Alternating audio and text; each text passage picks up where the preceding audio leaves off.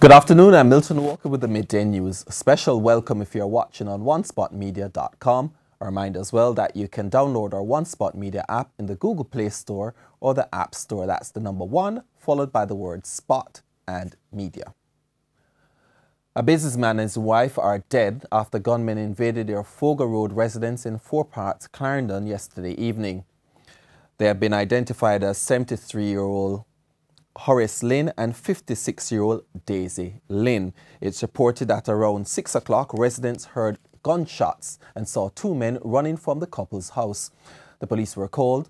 When they arrived, they discovered Mr. Lynn lying on his back in the car porch with gunshot wounds to the upper body and his wife lying face down in the living room with her throat slashed. Miss Lynn's body also had gunshot wounds to her back. Mr. Lynn's licensed firearm was also stolen. The government is to unveil a multi-sectoral plan aimed at tackling the country's crime problem. Prime Minister Andrew Holness is to address the nation, during which he will provide details. National Security Minister Robert Montague made the announcement on Tuesday in the House of Representatives. He was speaking at the start of the debate on a major organised crime and anti-corruption agency bill. Crime is affecting every one of us. Therefore, it is imperative that we unite, come together, and treat with national security as a very personal issue. Indeed, Mr. Speaker, our Prime Minister will be shortly addressing the nation to outline the all-of-government response to crime and to lay the boundaries of how the government in its totality will be treating with the matter of crime and violence. Meanwhile, the National Security Minister has also reported that Jamaica's overall crime rate has declined since the start of the year when compared to 2016. He has linked this to increased intelligence gathering. Mr. Speaker, the country must note that we measure crime in 7 broad categories: break-ins, larceny, rape, aggravated assault, shootings, robbery, and murder. Of these 7 categories, we are down in 5, but in shootings and murder, we have seen an increase. Overall, however, crime is down compared to the same period last year.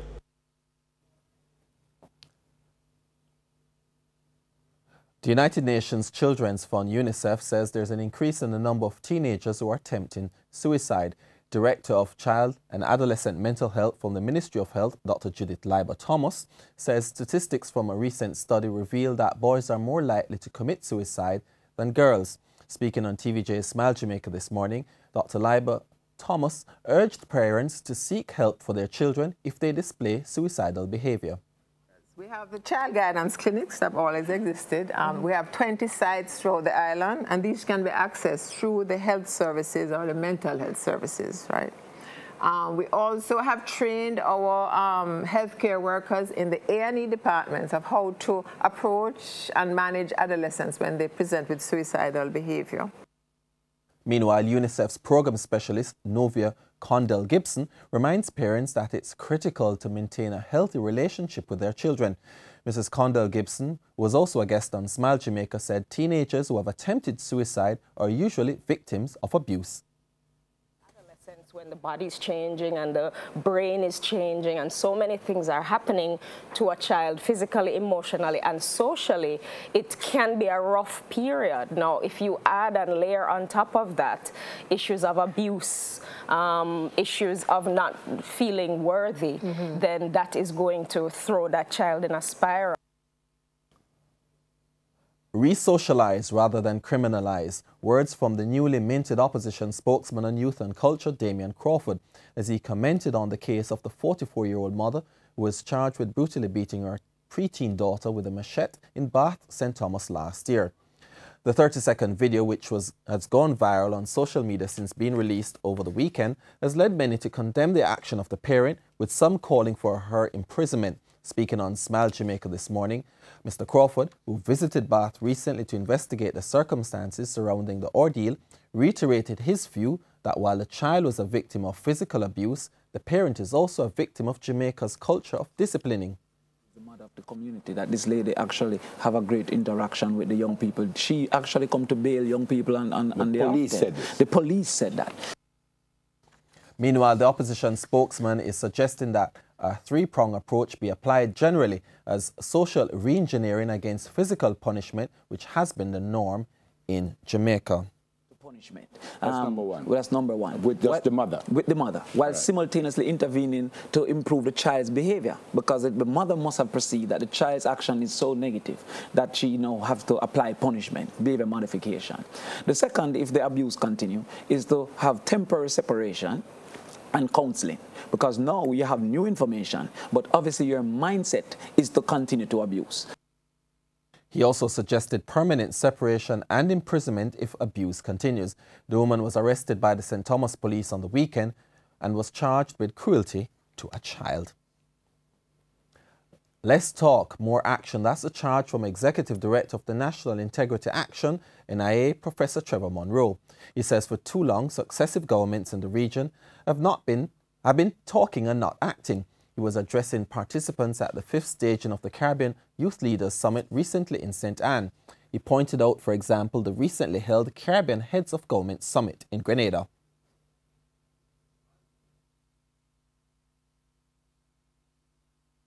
In July of 2017, the Caribbean Community Heads of Government had their 38th Heads of Government meeting. After many, many decades of talk, important aspects of the CSME remain to be implemented. Good talk, not enough action. And that is one of the reasons why our Prime Minister Holness urged the 38th Conference of Heads of Government to get acting, doing more about getting the region better integrated. Meanwhile, Parliamentary Secretary in Tourism in the Bahamas, Travis Robinson, said if the Caribbean is to move forward, young voices must be heard. He said it's necessary to listen to them as the youth are no more informed than in the past. Leaders must emerge from among the youth to take their rightful places at the table where decisions are made. If we take a look around this room this morning, we have reason to be very hopeful because here we see the faces of youth leaders from around the Caribbean. And let me remind you that governance is not exclusively about politics.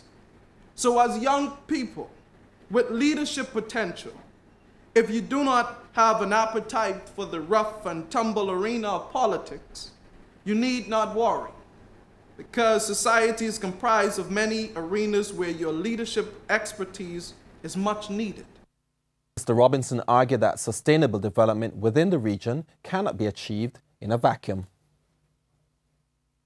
We must lay a foundation that is undergirded by the three strong pillars of governance, peace, and security. Governance is how society or groups within it organize to make decisions.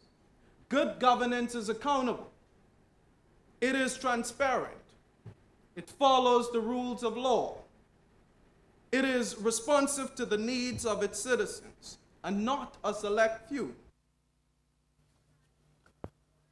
Health Minister Dr. Christopher Tufton has again moved to assure the public that both the Education and Health Ministries are on the same page with regards to the administration of the human papillomavirus HPV vaccine for grade 7 girls. Since Parliament on Tuesday, he has been trying to explain a seeming conflict of information between the two ministries after the Education and Information Minister Royal Reid indicated at a press conference yesterday that the government was pulling back on the vaccination.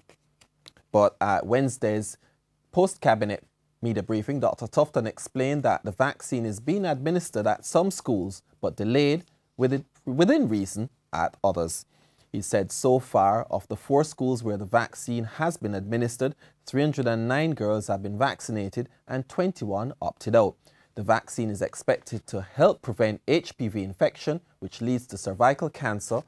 Cervical cancer is the second leading cause of cancer-related deaths in Jamaica. Meanwhile, in sports, a double strike from Javon Cole ensured St. Catherine High remained second in Group D of the Issa Flo Manning Cup behind St. George's College with a 2-0 win over Denham Town on Tuesday. Cole scored in the 49th and 79th minutes to take his overall tally this season to 7 goals. Meanwhile, there is no change at the top of Group F, with a match between Holy Trinity and St. Jago ending 1-1 at the Bell Chung Oval. Nicholas Thomas put Holy Trinity in front in the 67th minute, but Andre Thomas gave St. Jago a share of the points by netting a penalty in minute 87. No play was possible in the match between Waterford and Hydel due to a waterlogged field. In other results, 22 times champion St. George's College maintained their perfect win record with a 3-0 victory over Tarrant. Akeem Robotham, Paul Young Jr. and Romario Harding got the goals for St. George's as they maintained their 5-point gap atop Group D, moving to 21 points. Camperdown consolidated their lead atop Group C with a 2-1 win away at Cumberland. Elsewhere, Meadowbrook got their first win of the season, beating St. Mary's College 3-2. Clancarty defeated Edith Dalton 3-0, while Jose Marte beat Ascot 3-1. And that's Midday News. I'm Milton Walker. Join us at 7 for Primetime News on behalf